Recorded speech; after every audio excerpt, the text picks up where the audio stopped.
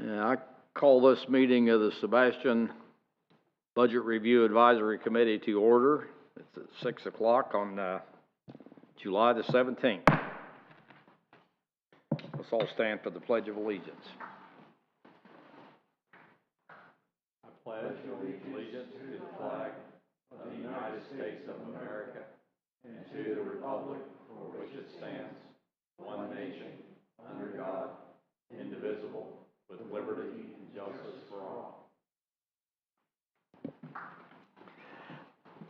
Okay, let's have a roll call, please. Mr. Napier. Present. Mr. Hall. Present. Ms. Serta. Present. Mr. Newhart. Here. Mr. Hoffman. Here. Mr. McGinn. Present. Mr. Middleton is excused. And Ms. Reed. Present. I think I only got a notice that one person has an excused absence. That's Mr. Middleton. Did you hear anything from any of the other members who aren't here? So his will be an excused absence. The others will be unexcused, since we didn't hear from him. You know, we've got 1, 2, 3, 4, 5, 6 people here, so everybody will get the vote.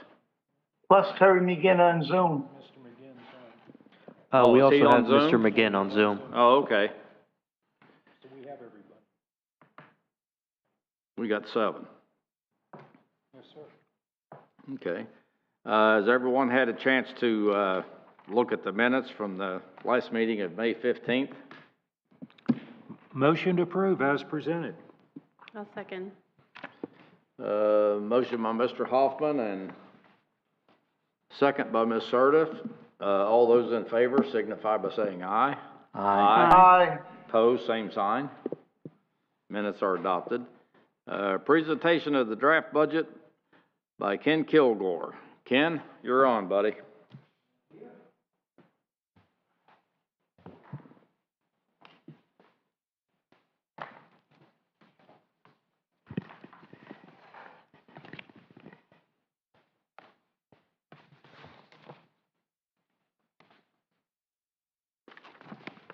Okay, I sent out with the agenda packets a presentation to you that I intended to present tonight.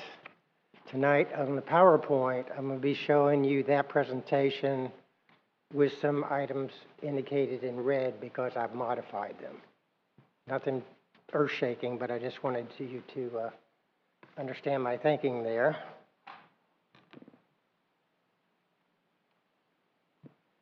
So as I've done in the past, I really break the presentation down into 5 sections: the summary of the budget for general fund, I cover or touch on the enterprise and other funds at this point briefly. I outline the capital improvement program, and then I dive deeper into the property values and millage and point out some other considerations. At the end of the night, we would like you to vote on a proposed millage to recommend to the City Council.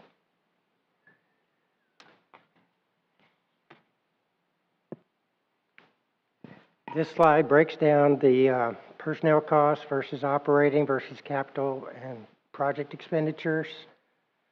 That would be 11.18% budget increase over the current year's amended budget. I've added some footnotes here, just as additional cautions, I guess, is the personnel cost. We are still talking with the vendor about the group insurance for the employees. We've got a strategic planning. We had $75,000 programmed in the data you got for next year expenditure. The City Council has actually made a motion to move that up into the current year to go ahead and proceed with going through the RFP process and so forth. So,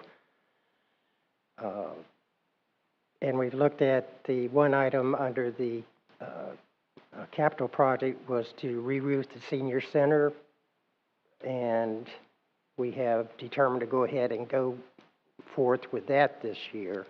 basically take it out of reserves this year instead of programming it for next year.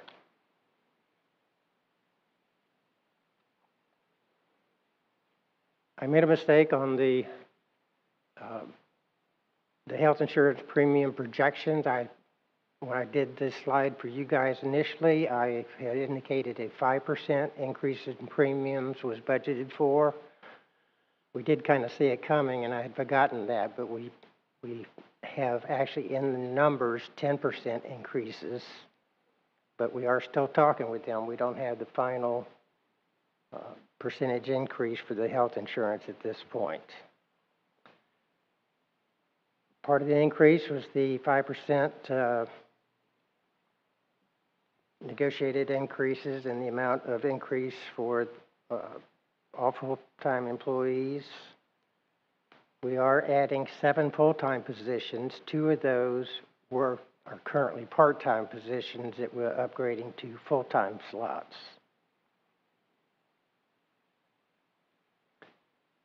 We also included $260,000 for what we're calling organizational efficiency program. This will be additional staff people, but it's yet to be determined what those would be. We've got to do some further discussion, and of course, the possibility of a different manager coming in. We don't want to make a commitment at this point on those, but it would be things that would hopefully improve completion of projects quicker.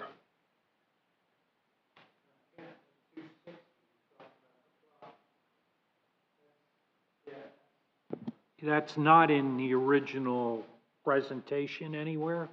Yes, it Or is. the big budget? Under the general and miscellaneous It's in the big budget. division, back where we have the insurance, and Yeah, in the, we showed it as additional compensation. hang on, that's called, non-departmental? Non-departmental, yes. Oh, that's the additional compensation line, huh? Yes. There's also some monies that we've done for the last several years that, Yeah, you have it in as 292. the difference is what we have budgeted the last few years for, during the holidays, we give an extra couple $100 to the employees. Okay. Okay. Well, that explains, I don't have to ask that question then. Okay. Okay, so as I said, these are the 7 full-time slots that we'll have next year that we don't have this year. And once again, 2 of those are currently part-time that would be going to full-time.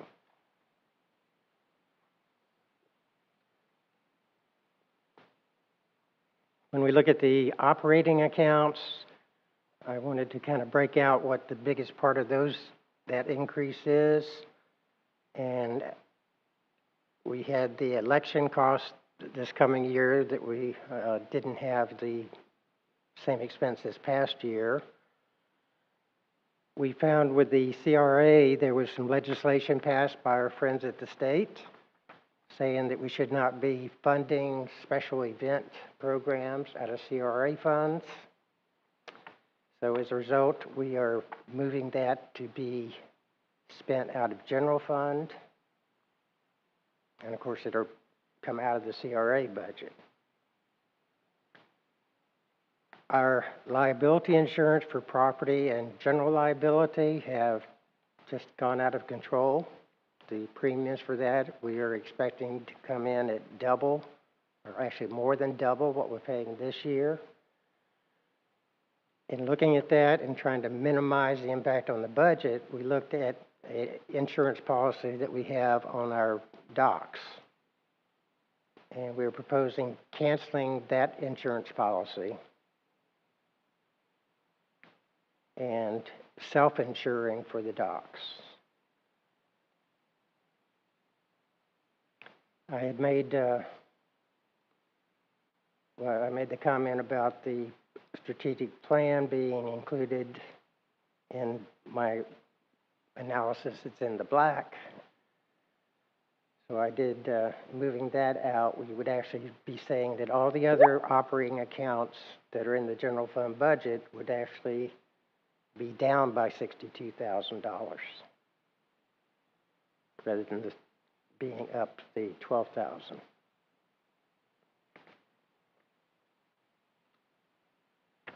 And looking at capital and transfer, because almost all the transfers we have in general fund are due to transferring monies to our project accounts, our capital program accounts, where we actually account with them, for them with project numbers and specific tracking of their revenue and expense. So what's in the current year's, the 2023 budget was some $547,000 of capital projects or transfers, and we are transferring $50,000 that was approved by the council for the centennial events. We are transferring that into a project so we can better track those expenditures and match it up to any donations or revenues that come in to offset that. Next year, capital project transfers funded there again by general fund alone are office improvements to the community development offices, police department equipment, which is about the level that we have every year for their special equipment. The roads department also includes a sign truck. We've got $75,000 being funded out of general fund for sidewalk replacements. We had $140,000 for the facilities work van and several different roofing projects. But this is, I put the roofing in red with the presentation here because that's the senior citizen, the senior center's re-roofing that I said that we would do in this fiscal year as opposed to being budgeted for next year. So that would be a reduction of $60,000 over the 140. And lastly, the leisure services has a shed and some mowers that they would be buying.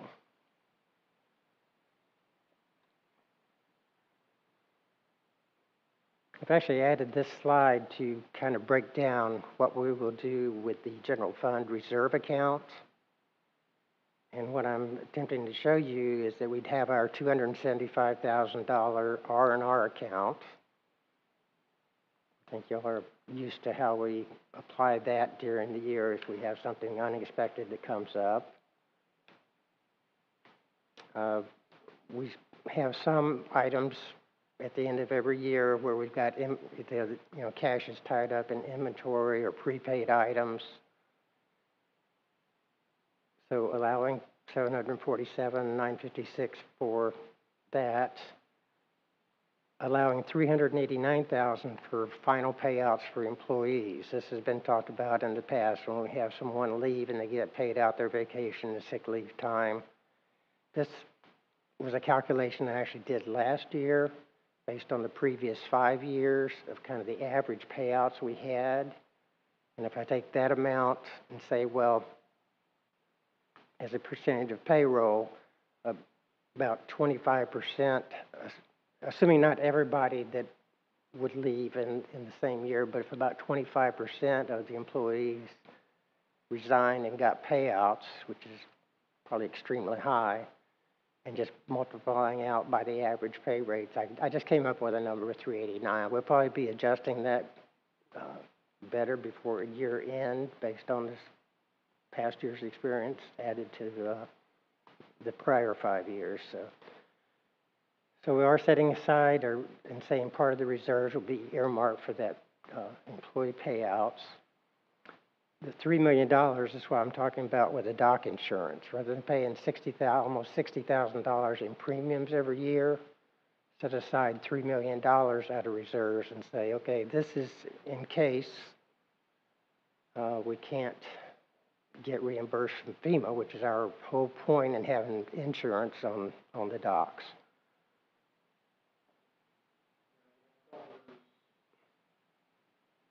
Excuse me, that covers the docks at Main Street and at the marina? There's actually, I think, 5 different docks. We got the working waterfront with the Krabby Bills, Main Street, Twin Piers, Yeah, 2 at the Twin Piers, Yacht the Club. Yacht Club, and then 1 observation dock at Riverview Park. Riverview Park, Okay. yes. Now, back when we had Hurricane Matthew, we actually got about $1.5 million from FEMA for damages done to the piers at that time and rebuilding them. So I've pulled $3 million out of the air, basically, and said, rather than paying that $58,000 premium, we'll set aside $3 million. I would only do that, as I'm showing in my last note on that page, until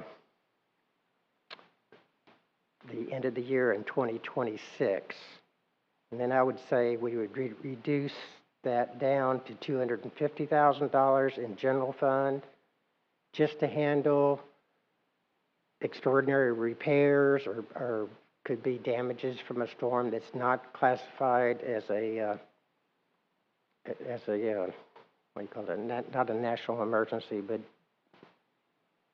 designated for reimbursement from FEMA or other sources.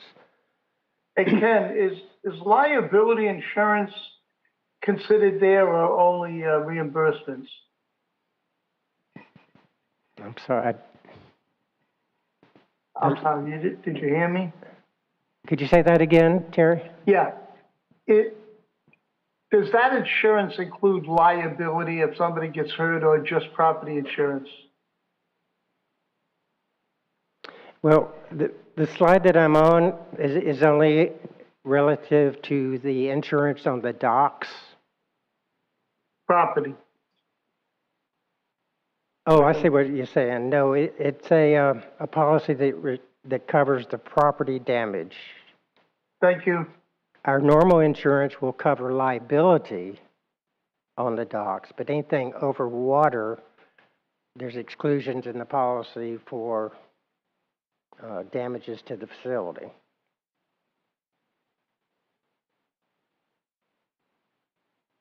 So you can see by even setting aside those monies out of the fund balances that we're projecting by the end of this year, we would still have a $5 million cushion in case we've got to cover costs. We have a hurricane, we don't get reimbursed for maybe 4 or 5 years later. This would give us that comfort level that we've traditionally had. Ken, on the, you changed the page. Oh, go back.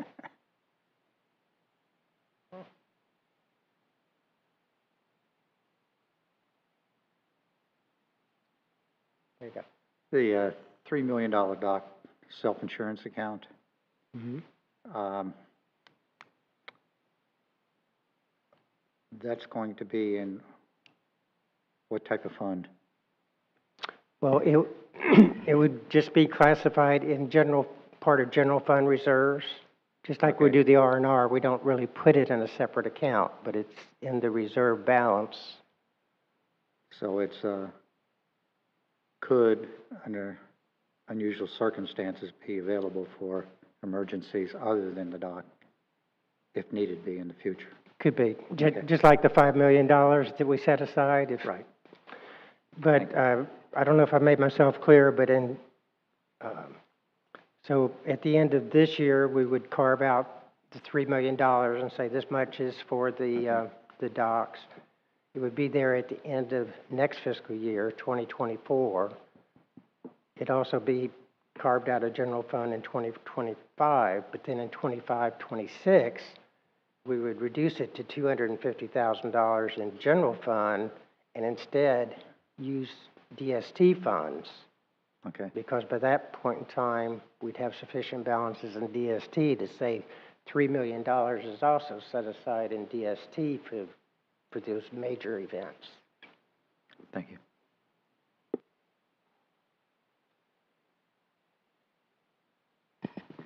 So we have assumed in the revenues for a 3.0503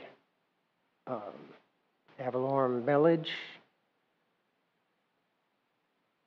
If you Well, I wanted to just point out that if you take the 2.9050, the millage that we're at now, that would be a 5% increase in the millage rate.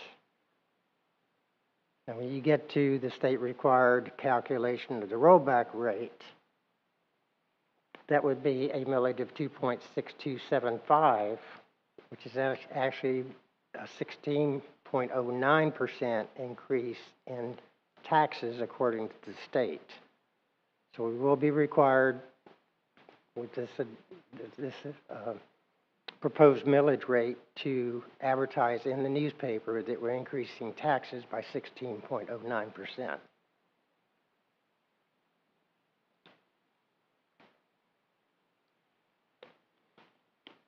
I've highlighted my estimates on franchise fees and utility taxes and state revenue sharings.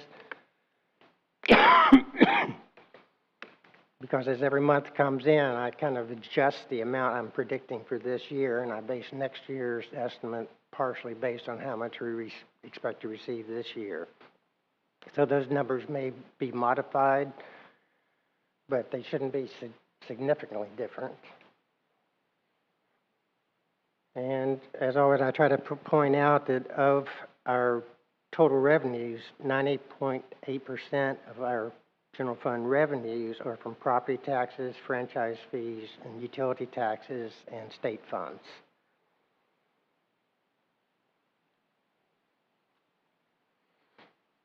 Now, touching on the enterprise funds, the golf course is continuing to have good amount of play there. We budgeted the same amounts for the revenues from the restaurant and the same payment for airport rent. Golf course would also be paying the amortized amount on the $700,000 loan from the building fund. As far as the payback to general fund, the last couple of years we've been paying $35,000 towards that loan of $500,000 back in the time when we were doing the golf course facility improvements. And I think we are okay with projecting that they will pay back actually $80,000 towards that next year.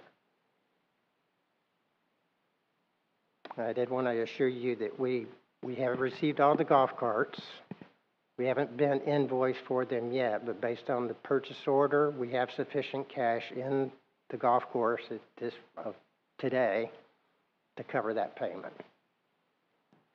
Ken, I have a question on the airport rent.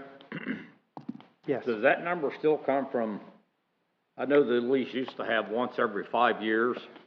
You did an analysis on it and the rent only went up by the change in the consumer price index over that 5 years. Are they still using that formula or did they change it to something else? You know, the golf course rent, it covers the $6,864 that was for the additional maintenance facility property. But the golf course itself, what was initially said, this is how much the golf course should pay, we reduced that down to the $100,000. And we haven't modified that $100,000, and in the paperwork and the resolution adopted to establish that lease with the airport, it didn't call for a cost of living. Is that pickleball court on property that's actually leased by the golf course? That's pretty close to where the old maintenance building used to be. Yes. Yeah. So it's, the pickleball court actually sits on golf course lease property? Right. And did I see it was paying, does it pay any rent? Yes, we do have. To the general fund? To the general fund. But if it's on golf course property. I'm sorry, it's paid out of the general fund to the airport. How come it doesn't go to the golf course if the golf course is already paying the lease on that property? No, actually, I don't think the pickleball was carved out of what the golf course was on. It was other airport properties. You mean you modified the area of the golf course? Yes, sir. I didn't know that. But I know that pickleball court is awful, and the parking lot's awfully close to where the golf course maintenance barn used to be. The old metal building over there. Kind of closer to the entranceway. I was just wondering why the rent didn't go to the to the golf course, since it's paying the rent on that property. But you carved it, it was carved out. See, I didn't know that. Yeah. Okay, thank you.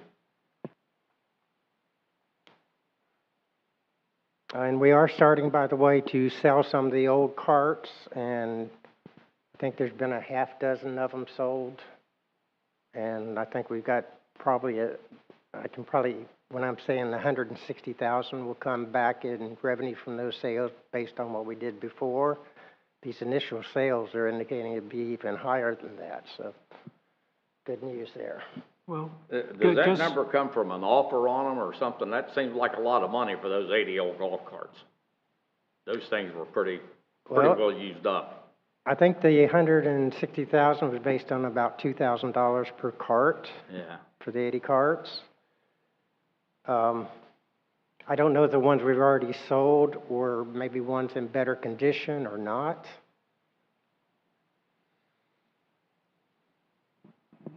But, we're putting those on gov deals to get bids on them or get, people When that are you're making interested. this comment, though, you're expecting in the sale of the carts, that'll all happen in this fiscal year's budget, 23, right?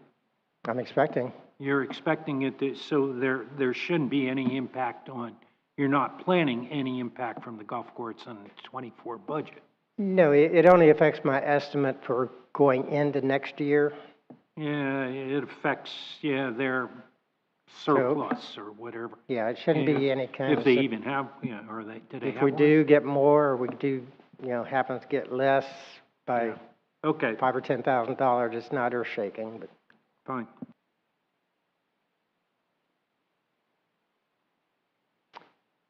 On the airport, we do have the new facility out there, the Hangar D, so we will be getting, and expecting to receive additional rental payments on that to increase the revenues. We are still paying down a loan from the DST fund that we made for Hangar D as well as Hangar B. So we still got that payment schedule was amortized, I'll say uniquely, where we pay less towards principal in initial years, thinking that once the airport developed, we could handle a bigger payment. But we are on schedule as far as the original amortization schedule. We are still matching funds from DST to cover some of the major airport projects. We've got the square hangars and the second portion of the rehab of runway 0523. And then over the 5 years, we'll have work on taxiway golf, the apron at the terminal to expand that, the Northwest Airport access, and taxiway Bravo design work over those periods. And so that's scheduled out in the future to be funded with matching coming from DST. Ken, will those grant matching funds from DST be repaid by the airport after the grant? I don't think that's practical. We kind of took the approach in the last couple of years' budget and said, yeah, to the extent we could, when we had a facility that was being built and matching with DST funds, and those facilities would be generating future revenue, that we could say, okay, those projects should be at some point paid back by the airport to the DST fund. But as you can see, most of the future projects it's not additional hangars other than what we're doing for the next year with the square hangars. Does that public works facility out there pay rent to the airport? Yes, it does. I'm thinking it's around 56,000 annual rent. What budget's that in? Besides the general fund, what specific, the rent that's paid, what specific department does that come from? Well, it'll come out of the public works budget. That go into comes the out, airport's fund. it's actually in the roads budget. Ken, it's in facilities. I'm sorry, facilities Facilities. maintenance. Yep, Thank you, sir. $62,860. Oh, it's in the facilities repair budget and not the public works?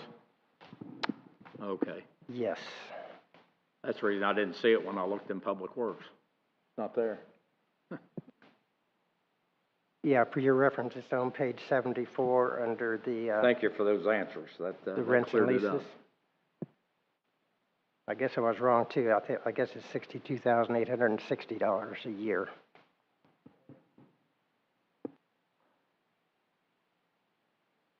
And that was based on appraised value at the time we occupied the building.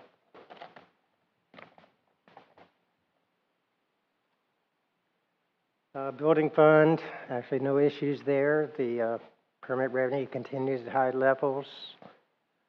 They are adding an inspector position. It's the problem we've had for years now as far as finding qualified building inspectors at the established pay rates for those positions is rather difficult, but we figure we'll allocate the money. And always the potential that all of a sudden there's a building boom and we need additional help and are able to find somebody. So there again, we would have revenue coming into the building department from the loans that were made to the golf course. We've got the $700,000 that was amortized that we'd still be owing on after September of this year. And I think the game plan is that after those payments are finally repaid for the entire $700,000, we would start paying the additional amount that wasn't amortized down the road. So I'm going to quickly go through the other special revenue funds. The ARPA monies, the American Rescue Plan Act, the $3.2 million that we got about a year and a half ago. We had allocated those monies, and we have to spend those monies by December of 2026, even though they have to be obligated by December of 2024. These projects take, several of them take a lot of lead time. So we did identify the Schuman Drive project. There were $750,000 of those funds that were earmarked for Schuman Drive. We are rescheduling that to be done out of DST funds and switch that $750,000 to road work. The original ARPA allocation had $500,000 going to road work, so now it would be $1,250,000 going to road work.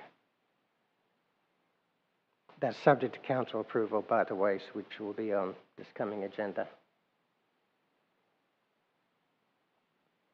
Local option gas tax, we did get the paving management program results, and based on the projected cost over the next 6 years,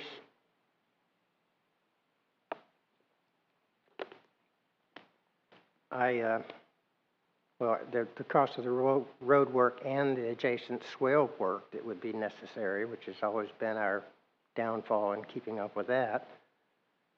So we have scheduled it out where local option gas tax, DST funds, and that allocation of $1.2 million from ARPA will fund everything the consultant says that they've got on their radar that we need to do for road projects. Is that current paving management program the same one that was approved some time ago that we saw? That's still the exactly the same one, or has it been modified? Yeah, at the time it was done, I think we were in the third year of, we initiated an update to the plan that we had. Because that last plan we saw went back at least 5 years ago. Yes. And I'm assuming it's been modified and updated. Yeah, we've got a lot more information that we've got from this time round. There's like videos of every street.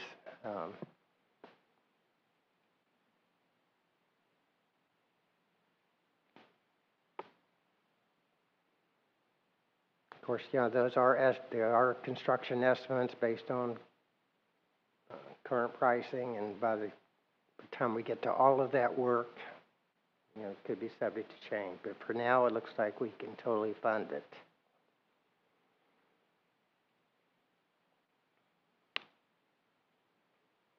So, as I said on the discretionary sales tax, we are using some of those funds for the road reconstruction and soil work.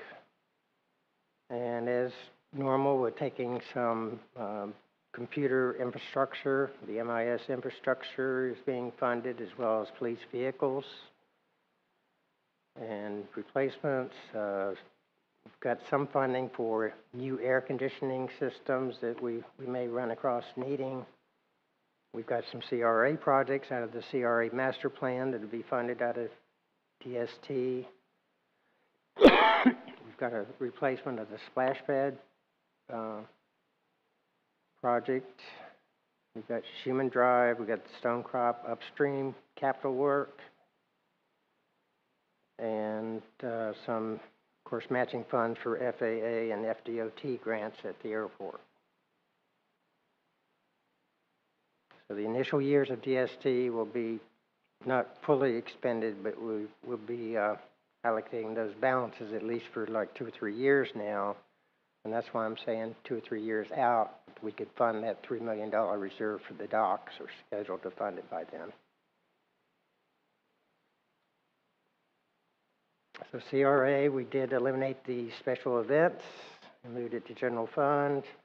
They've got the working waterfront projects being scheduled over a 3-year period, and Central Avenue, what they call a catalyst site out of the master plan in 27-28.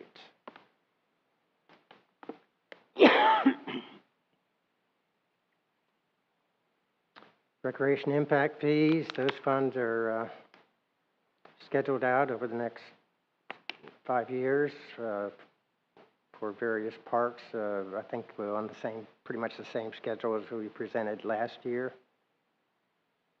And we are continuing to budget $5,000 for each of the 4 zones, $20,000 total for things that come up that their committee decides, need attention. Could be for safety reasons or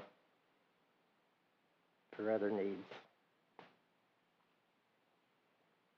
Stormwater utility fund, there's trouble coming. Personnel and operating accounts exceed revenues that we can expect from the current fee.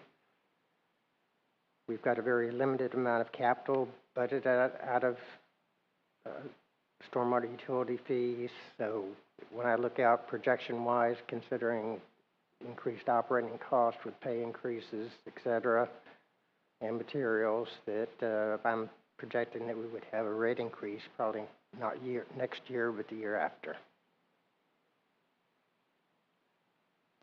Okay, Ken, question. Why are we holding off on the rate increase to 24-25 if we're now exceeding the revenue coming in? Well, why does that make any sense at all when the money should be coming in? My only logic is I look out 6 years from now, and if it continues that we spend more than we're taking in, by that point in time, we'd be broke.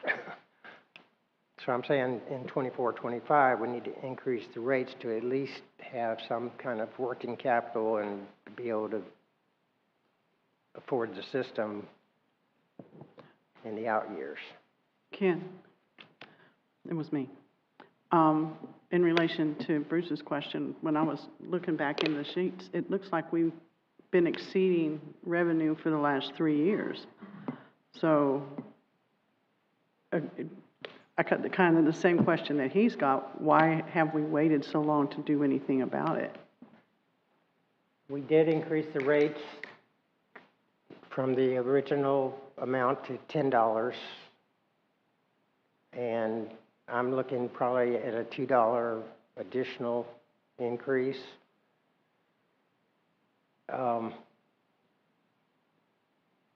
Frankly, it's just a matter of the will to do it. Ken, it's Terry McGinn from Zoom.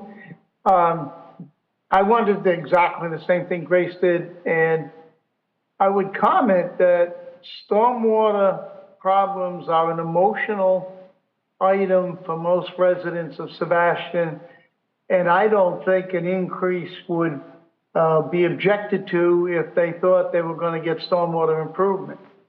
So Grace is, everybody's probably right. It's probably better sooner than later. And I'll go back on mute.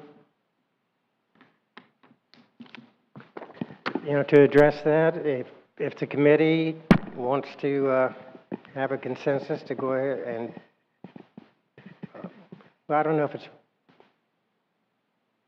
you could make it as a amendment to the setting the proposed millage rate for general fund and perhaps suggest that they also consider at the appropriate time a stormwater change. Anybody have any comments about what he said? If you want to make that kind of, or take that position.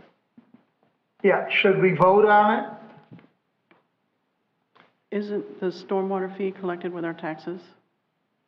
Yes. Isn't that a line item on our tax bill? What is that? Well, yeah, it's the line item, but it's not part of the It's a add special- value. It's a special It's a- assessment. No, the Yeah, stormwater fee you'll is a see. non-ad valorem assessment on the tax bill. Okay, so it would be something done Yeah. here Yeah, it's instead all of the way at having the to- bottom, okay. it's a special assessment, and you'll see. Well, it's where the, And in another year, we'll see the it's waste where the management county fee. landfill fee is, and Yeah. the special assessments, it's on the tax bill. Now, when if that changes, you have to go back through the property appraiser and tax collector, just like you did when you put it on there, correct? Yeah. Yeah, and that takes a little time. Yeah, I don't think we could, I mean, once it's established and you just modify the fee, I'm not so sure the process is extended as it is to come up with a new fee, but Yeah, like we're trying to do with waste management. We- where we might had very to well back it need- off for a year, right? we might need more lead time than, say, put that into effect this coming October. I mean, that may not be practical, but. Right, well, I'm not opposed to, waiting in the next budget cycle or whatever. I was just really wondering why it's taken so long to react, is the biggest thing. Well, could we put it, well, I don't know. Do you want a motion or a recommendation? Which one sounds better? It probably makes no large difference other than a motion would have your individual tally of your voting, No. so. Well, you're talking about entertaining a motion to, Well, I would make recommend a rate increase Yeah, I guess that's how earlier? it goes. It would be a motion that we make a recommendation to the council that they Not delay, not delay, that we move the $2 increase to, Is there, into the November 23 I doubt you property could, tax. this is If you July can- already. Yeah, if you can do it. Yeah. Like you said, it may be nothing more than the property people just flipping a switch and doing an you may edit. not need to be that specific. You might just say at the earliest possible date. Well- This committee could make a recommendation to Yeah. implement it sooner if they want to, but I don't know if it's physically gonna be possible. Well, we leave that up. Because this is July already, and that has to go on the trim notices if we changed it to the current to the budget that we're looking That at would now. go, why would that go in the trim notice? Trim notice is about ad valorem. It's I not think the about current, does not the Not current ad fee valorem's show go up on on the that trim? too. Okay. Yeah, so, Hey, group, I would make another comment. For those who attend every single city council meeting, this whole stormwater thing has been a subject for discussion and more discussion and more discussion. I believe that maybe the carriage is driving the horse, because without the extra funding, they're limited on what they're willing to make a decision on. And if we're already underfunded, then the stormwater utility situation will get worse more quickly. And I would think that we should accelerate it in whatever action we can take. That's my comment.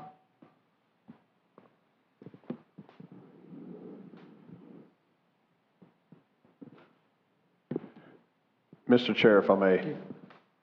I think it's up to the committee, but I don't know why we would waste our time recommending something that obviously can't happen that quick to get it in. Because there's no way that they can get that in the 23-24 budget, in my opinion, because this is already July. I think Mr. Benton wanted to make a comment. Just for clarification, because I said something off the microphone to Ken a little while ago. In our discussions with the tax collector's office, I do not believe the stormwater fee goes on the trim notice. So if you all want to make a recommendation to City Council, we could have time to contact them, hopefully before the council meeting next Wednesday, to have an answer, and we could know, if you all make a motion that if we're able to get it done, that's your recommendation. If we're not, we can let it die for now, knowing that going forward it's going to happen. Or it's your recommendation to make it happen. I agree. Well, I I'll leave it up to still the have my committee. recommendation on the floor. I'm looking for a second. I'll second. Okay. So there's a motion from, Bruce to scoot it up a year, to put it in the 23-24 budget, and Right. that was seconded by Grace? No, it was Amber. Okay, seconded by Amber. Any further discussion on it? Okay, all those in favor of recommending that the city council put it in the 23-24 year instead of waiting till the 24-25, make your motion by aye. All those Aye. in favor of this, say aye. Aye. Aye. Any opposed, same sign. Motion carries unanimously. That should just move it up a year. Okay, I'll pass that information along.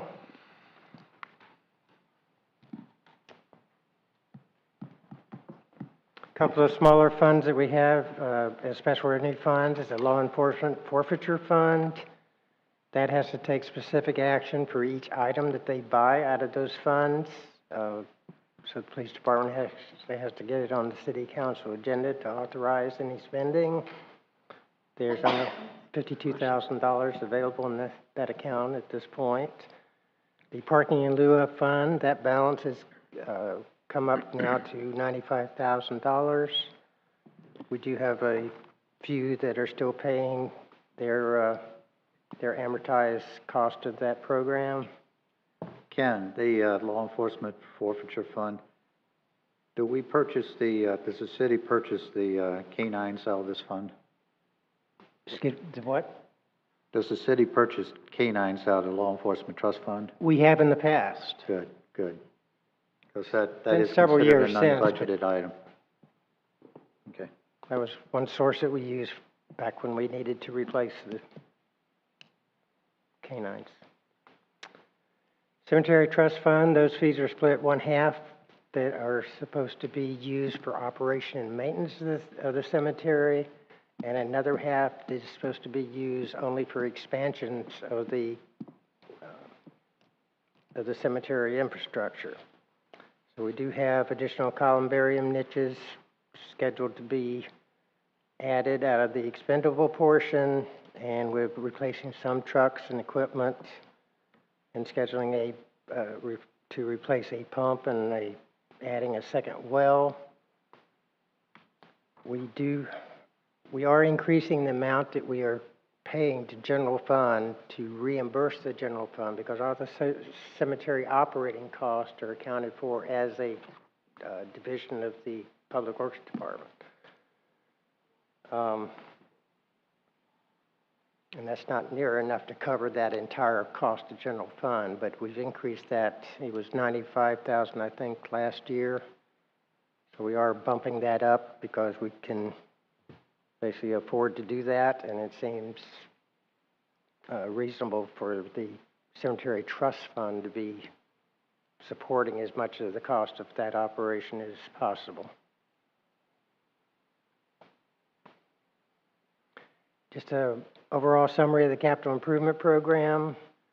We've got a number of large ticket items that are budgeted in next year.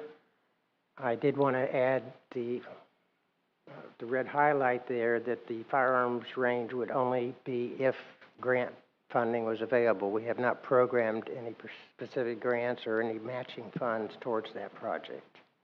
Ken, I wanted to comment about that. When you say if by grants, that was a shocker to me. If it was a grant, how much of that $5 million would be paid by grant, in your opinion? My opinion, you can't really take to the bank, but I would think it'd be difficult to find any kind of grant that would pay more than 75%. So where are they shooting today if it's not inside?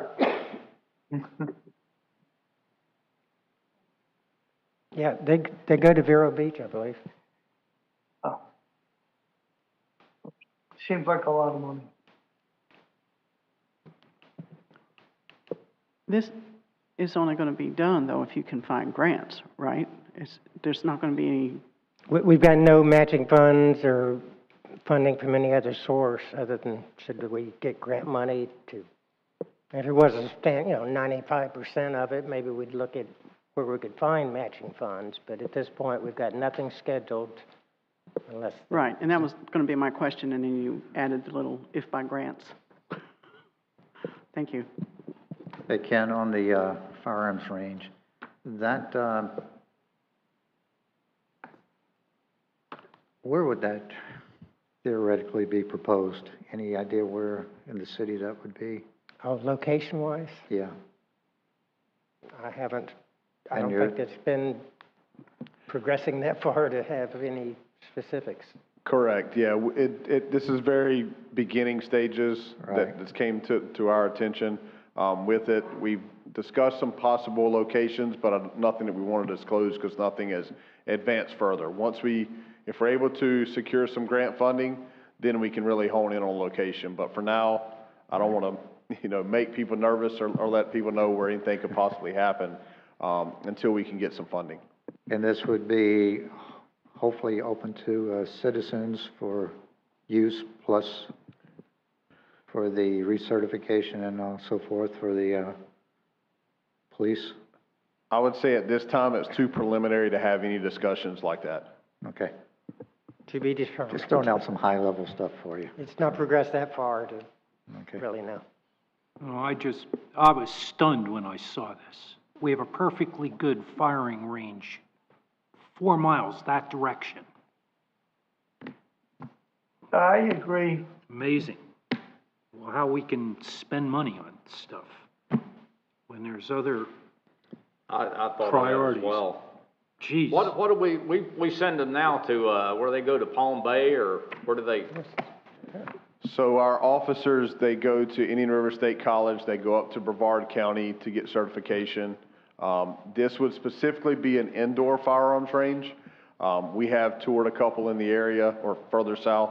But once again, I want to make it clear that this is not something that we have budgeted funds within the budget. It is only if we receive grant funding. Only if you get the grant. Correct. So we needed to present it and have it included as a future project, capital project, but we're only committed as far as grant funding goes If if you we're get able the to grant. secure the grants. Yes, sir. If you don't get the grant, then you don't do the, was that grant like, what is that, 75%? At the current Right. time, they're still looking at grant possibilities. It would have to be something, honestly, looking at the $5 million mark, it's going to have to be more than 75%. Okay. And there should be a minimum grant number attached to that, that this becomes an incendiary item down the road, I'm sure.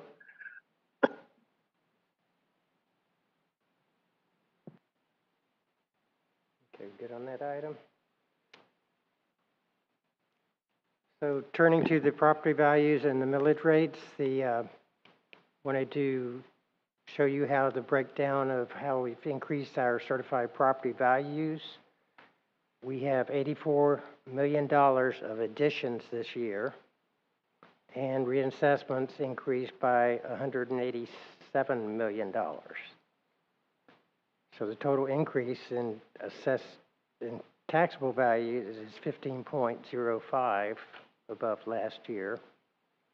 And most of that is, you can see on the slide, was the reassessment portion. Rollback is computed according to the state regulations at 2.6275. We've recommended 3.0503, which is 5% above last year's 2.9050.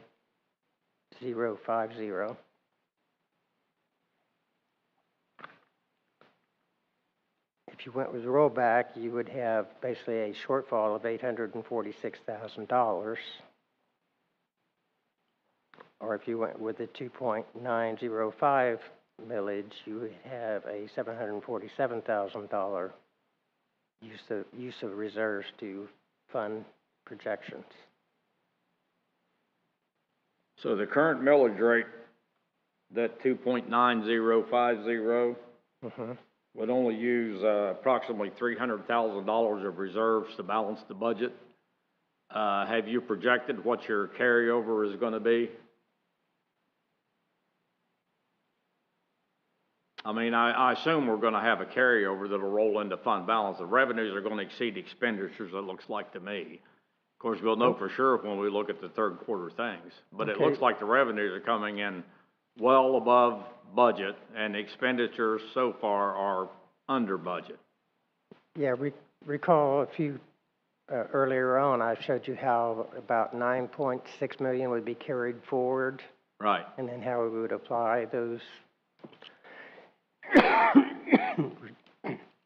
So there might be enough carry forward to cover that. And use the, you don't think so? I don't think so. You don't think so? Okay. I could be wrong, but I think our projections on the total amount available to establish those reserves and still have the 5 million are pretty close.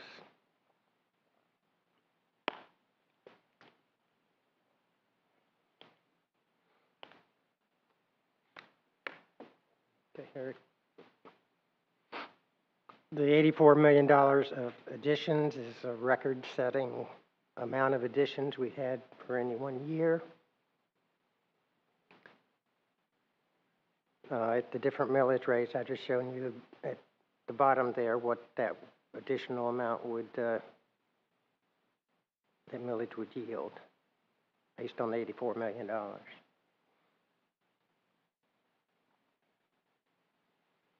I added, I believe I added this entire slide from what I had originally pointed out to you. I've shown it in the past, but it shows the difference between the various millages to roll back and what basically the budget shortfall would be if you adopted the rollback versus the using the same millages as the previous year.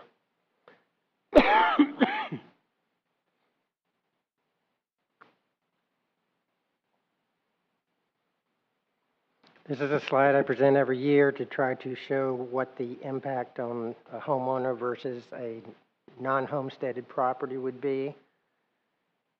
Assuming the homestead can only increase by law at 3%, and other properties can increase by 10%.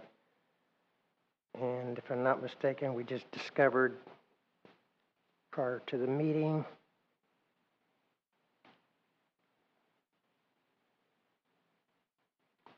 yes, the column showing the 3.0503. I showed a difference there, a change from the rollback rate of $40, and I actually showed the change from the 2.905 to the 3.0503. So that $40 should actually be $66.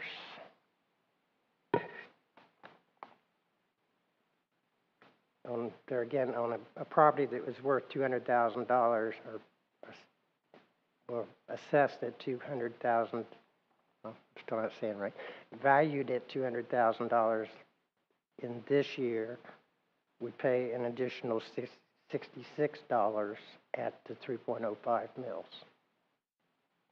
And going down to a property that was $250,000 last year. That amount should have been $88 increase instead of the 52. And the last item that was wrong there is the $300,000 property last year would actually show an increase of $110 per year over last year's at the rollback rate. Of course, before I forward that on to the council, I'll have that correction made.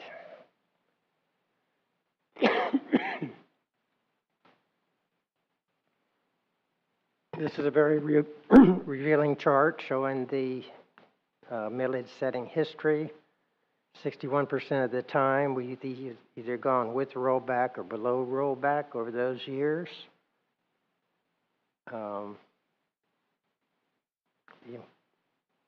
The revealing thing about this, I think, is in 2015, you can see that we were at a millage rate of 3.8556.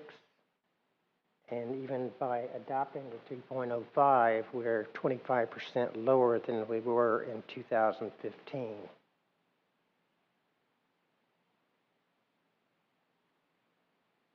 And you can just see trend-wise that since 2015, we steadily reduced the millage rate, both by growth of the city and by very austere budgeting.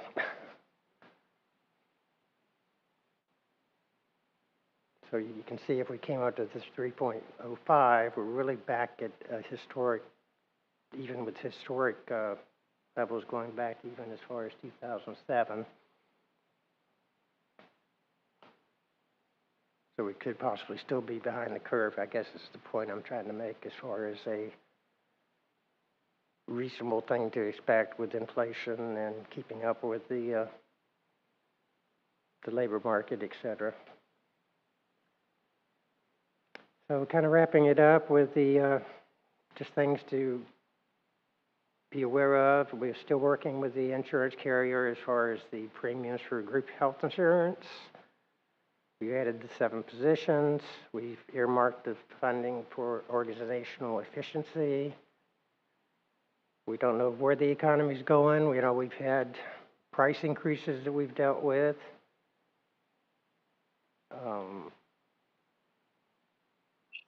But as a caveat to that, I would say also we benefited revenue projection-wise because, like, the sales tax proceeds and things, increase according to pricing in the economy. But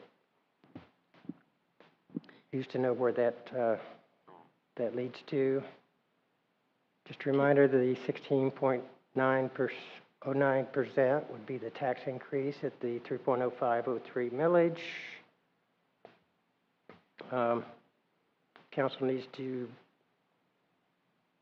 set the proposed millage before the end of this month, and it is important they stay on that timing, because if they want to go above the proposed millage or drag out conversations and you go beyond the end of the year with your timing to approve the budget, as well as having to notice the public by first-class mail at our expense. Hey, Ken, this is Terry McGinn. Yes. I wanted to choose a time, and this is probably the right time before we get into a detailed discussion, but I wanted to make a point that I think I've made in the past meeting, and that is that I follow the county pretty closely, and I follow mosquito control in some of the other municipalities, and I think that the drive to reduce taxes is not the right move for the committee or the council this year. The reason is one of succession among people in the organization and trying to reduce taxes for a few dollars for the sake of saying we reduce taxes. The city's in a position where they need to add staff and get ready for the next step in growth. We just went through an annexation, which will be coming in a few years. But to tell people you're reducing taxes, just to say you've reduced taxes, could be a big mistake in this organization. And I want to go on record as saying that the city council needs money to work with in order to run the city properly.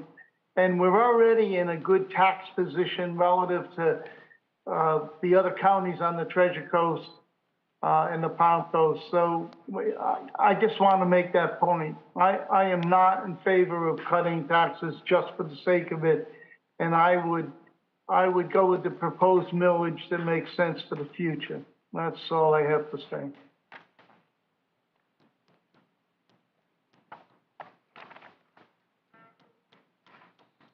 Okay, that's basically the end of my remarks, other than, asking that you do set a proposed millage at the 3.0503.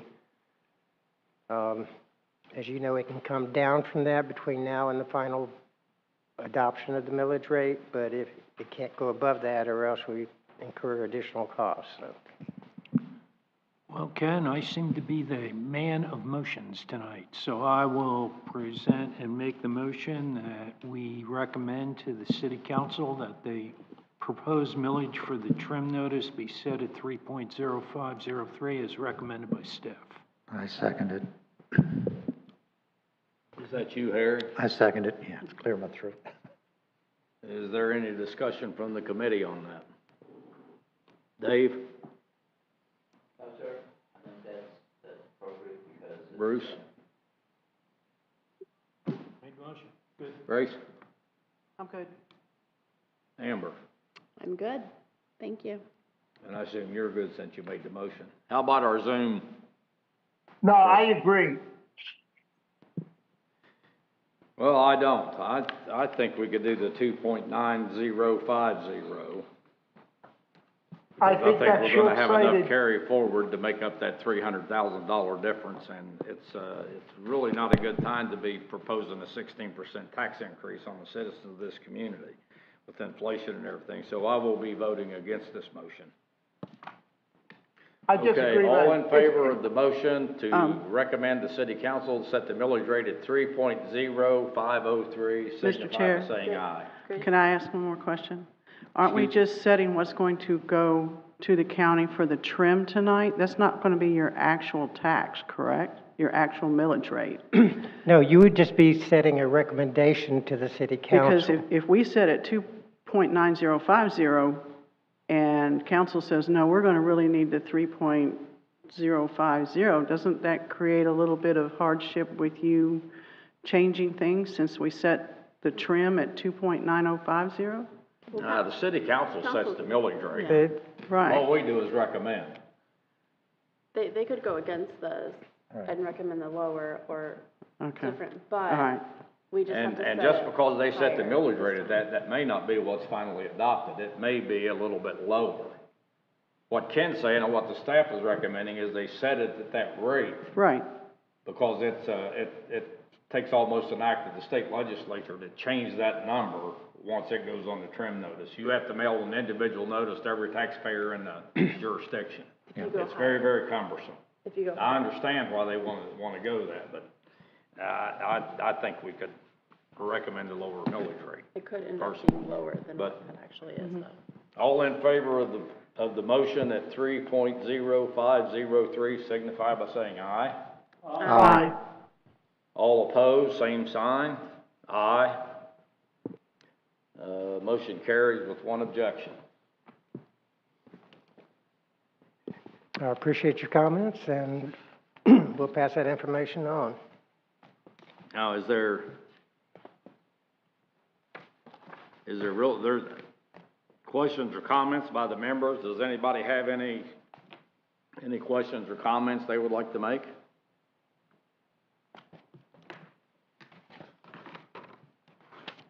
And we set the proposed millage rate. So our next meeting date is Monday, July the 31st, and that will only be to review the financials for the third quarter.